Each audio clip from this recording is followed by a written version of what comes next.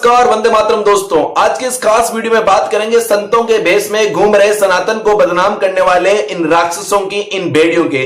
दूसरे हिस्से में बात करेंगे मुरारी बापू नहीं है, मुरारी डाकू है। और तीसरे हिस्से में बात करेंगे कि सनातन धर्म क्या है और असली में संत कौन है। और चौथे हिस्से में बात करेंगे कि इन लोगों की वजह से युवा पीढ़ी में क्या फर्क पड़ता है और किस प्रकार से वो सनातन से दूर होती है। उससे पहले ही छोटी सी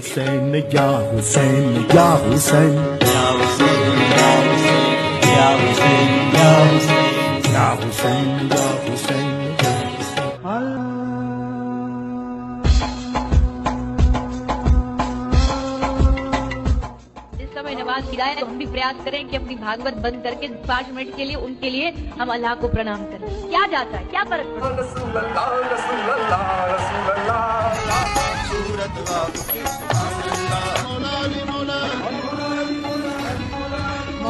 इस प्रकार से या अल्लाह या हुसैन या नबी गाया जा रहा है व्यासपीठ पे बैठ के। किस प्रकार से व्यासपीठ की मर्यादाओं को खंडित किया जा रहा है। अब सवाल यहां पे उठता है कि मुरारी डाकू ने, चिन्मानंद डाकू ने और चरित्रहीन लेखा ने इसमें क्या गलत कर दिया। उन्होंने तो दो तहजीब को एक साथ लाने का प्रयास किया है, दो लोगों को एक पास लाने का प्रयास किया है, सबको सम्मान मानने की बात की है। और यहां तो महात्मा गांधी जी ने ही कहा था, ईश्वर अल्लाह तेरा नाम सबको संपत्ति दे भगवान। तो इसमें कौन सा गलत कर दिया मुरारी डाकू ने, क्योंकि महात्मा गांधी भी गुजरात से थे और मुरारी डाकू भी गुजरात से ही हैं। तो इन्होंने इसमें कौन सा बड़ा आपने प्रोपोगंडा चला दिया। लेकिन समझने की बात यह है, क्या ये सबको एक करने का ठेका इन्होंने ही ले रखा है? क्या इस्लामिक स्कॉलर भी इस बात को मानते हैं? हमने कई इस्लामिक स्कॉलरों से बात की, उनके नंबर भी आपको प्रोवाइड करवाएंगे, क्योंकि इतनी बड़ी रिकॉर्डिंग हम आपको नहीं सुना सकते। कुछ चंद आपको हिस्से हम सुनाएंगे, आप उनको देख के आराम से अंडरस्टैंड कर सकते हो कि उन्होंने क्या कहा।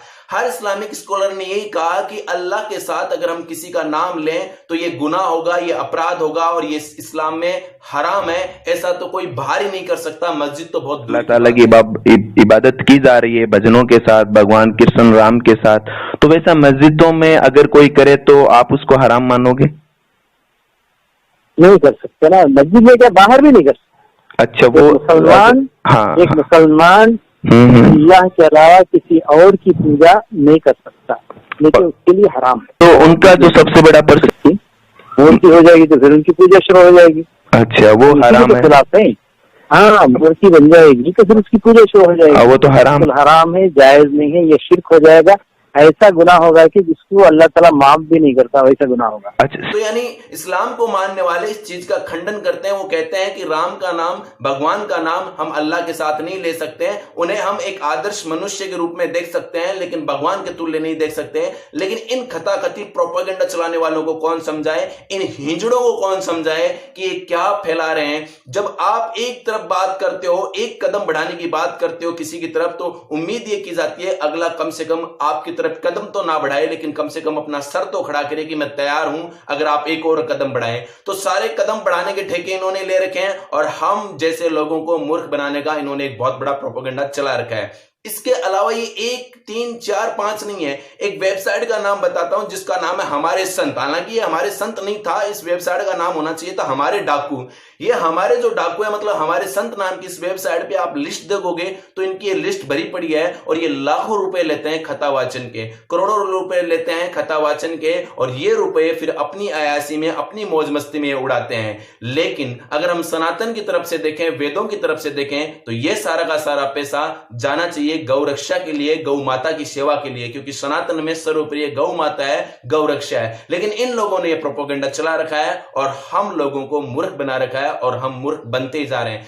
इसके अलावा ये मुरारी डाकू भी कई इस्लामिक कंट्रियों में जा चुका है, तो हो सकता है कि इसको वहां से भी फंड मिलता हो और ये उस फंड का इस्तेमाल करके इस प्रकार के प्रोपेगेंडा फैला रहे हैं। लेकिन एक बार फिर हम आपको बता दें, ये नंबर आपको सारे इमामों के दिए हुए हैं, सारे इस्लामिक स्कॉलर के दिए हुए हैं। एक बार कॉल जरूर कीजिएगा और एक बार इनसे पूछिएगा कि या अल्लाह, या राम, या विष्णु हम गा सकते हैं क्या साथ? हम एक मुसलमान होने के नाते तो ये बोलेंगे ये हराम है, हराम है और हराम है। लेकिन इनको कौन समझाए? इनको समझाने के लिए अब एक बहुत बड़ा जिगर हमें चाहिएगा। इनको रोकना होगा और इनके प्रोपेगेंडा को हमें बंद करना होगा।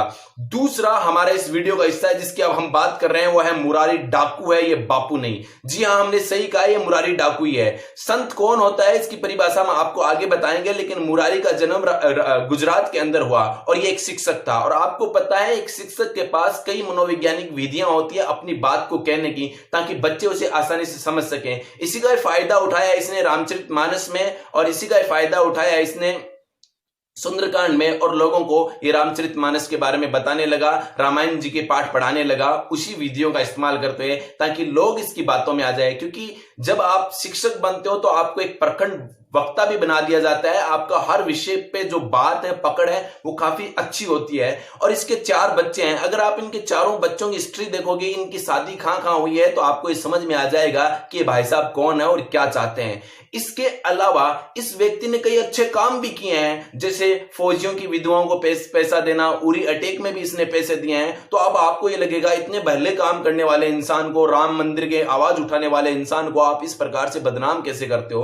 तो एक छोटा सा एग्जाम्पल देके हम आपको समझाते हैं कि एक व्यक्ति जहरीली शराब का कारोबार करता है और लाखों लोगों की जान उस शराब से चली जाती है, और यही फिर बाहर आता है और बच्चों की शादियां करवाता है और गरीब बच्चों को मिठाइयां बांटता है, और हम कहते हैं कि कितना महान आदमी है। तो इस प्रोपेगेंडा को आपको समझना होगा। इसके अलावा इसने एक और बहुत बड़ी गलती की, वो ये की कि इसने कई वेश्याओं को रामचरितमानस का ज्ञान देना शुरू किया उनके वहां जाके, और वेश्याओं को सपोर्ट भी किया, उनको पैसा भी दिया। अब सवाल ये उठता है, क्या रामचरितमानस पढ़ने का वेश्याओं को कोई हक नहीं है? इसमें गलत क्या है? तो गलत इसमें यह है कि अगर हम आपको कहें कि आप टॉयलेट में जाके किसी धार्मिक पुस्तक को पढ़िए, तो अगर आप हिंदू हो तो शायद इस चीज को बर्दाश्त कर जाओगे, लेकिन अगर अन्य धर्म का अगर कोई मानने वाला हो और उसको ये कह दिया जाए कि हम तो टॉयलेट में आपके धार्मिक पुस्तक को पढ़ेंगे, आपके धार्मिक रीति रिवाज को मानेंगे, तो आपको शाम तक पता चल जाएगा, और इस मुरारी डाकू को भी पता चल जाएगा अगर ये इतनी बड़ी हिमाकत कर दे तो। इसके बाद कई और ऐसे हिस्से हैं जिसको हम आपको यहां दिखा नहीं सकते, लेकिन एक और सबसे बड़ा इसने पाप किया, वो किया है शमशान घर में लोगों की शादी करवा के।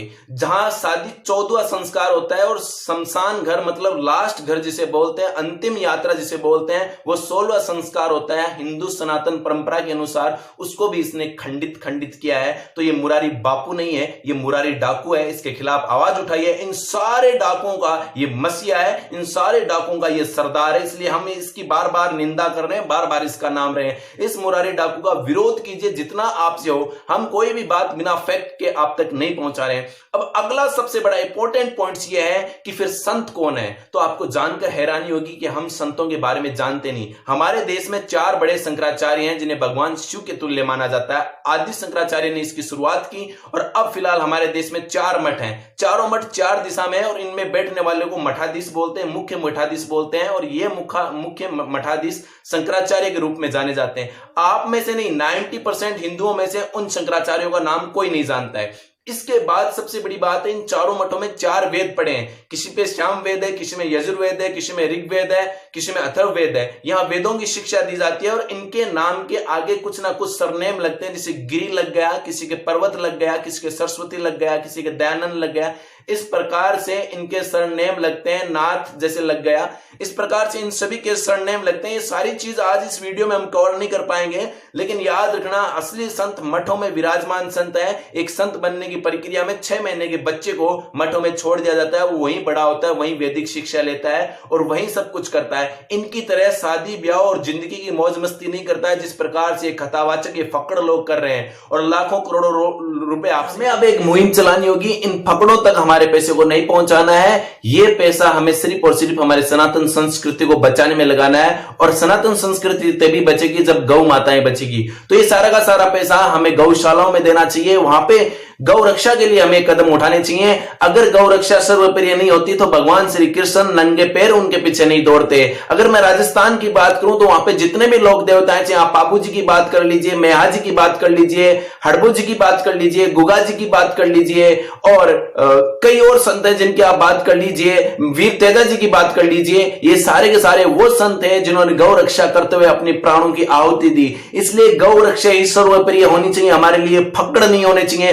प्लीज आप सभी से रिक्वेस्ट है, आज के बाद आपके घर से अगर 10 रुपए भी निकले तो वो सिर्फ और सिर्फ गौ रक्षा के नाम पे। इसी में अगर हम बात करें कि इनकी वजह से नई युवा पीढ़ी पे क्या फर्क पड़ता है, यूथ्स पे क्या फर्क पड़ता है, देखिए जितने भी सनातन को मानने वाले हैं उनको थोड़ा बहुत ज्ञान है तो रामायण जी का है या फिर श्रीमद् भगवत गीता का, इसके अलावा किसी भी धार्मिक ग्रंथ का उनको ज्ञान नहीं है और घर से ये दिया भी नहीं जाता है। तो वो युवा फिर इन लोगों को देखते हैं, इन्हीं को संत मान बैठते हैं और जब ये सब कुछ देखते हैं तो उनको लगता है कि सनातन धर्म यानी हिंदू धर्म तो ढोंग है, इसमें कुछ नहीं है और वो इस चीज को मानते नहीं और दूर होते जाते हैं। और यही सबसे बड़ा नुकसान है सनातनियों को जो ये प्रोपेगेंडा चलाने वाले कर रहे हैं। जब मीडिया में आती है तो इन्हीं दुष्टों के बारे में आती है, जब कई मूवियां बनती है तो इन्हीं दुष्टों पर बनती है और बदनाम होता है सनातन धर्म। ये हमारी कमी है, हमें इनका बाइकआउट करना होगा, इनको रोकना होगा। आपको एक छोटे से एग्जाम्पल और समझाते हैं, YouTube पे मुरारी डाकू के बारे में सर्च करोगे तो आपको लाखों व्यूज मिल जाएंगे, लेकिन यही अगर आप शंकराचार्यों के बारे में सर्च करोगे तो आपको मुश्किल से 10,000 व्यूज मिल पाएंगे। ये कमी है हम लोगों में, इस कमी को हमें दूर करना है। सारे सनातनियों को अब सिर्फ और सिर्फ मठों की तरफ ले जाना है ताकि हम हमारे सनातन को बचा पाए और गौ रक्षा कर पाए। इसी के साथ हम आपसे लेते हैं अलविदा। हमें सपोर्ट करने के लिए 90 57 10 45 41 पे आप कॉल कर सकते हो और हमें ज्यादा से ज्यादा सपोर्ट कीजिए। आपके सपोर्ट की हमें बहुत जरूरत है और इस वीडियो को हर युवा तक पहुंचाइए ताकि वो सच में सनातन को जाने, सच में पहचाने और इन डाकुओं से दूर रहे। मैं फिर कह रहा हूं ये खतावाचक है और आप और मैं भी खतावाचक बन सकते हैं। इसी के साथ लेते हैं अलविदा।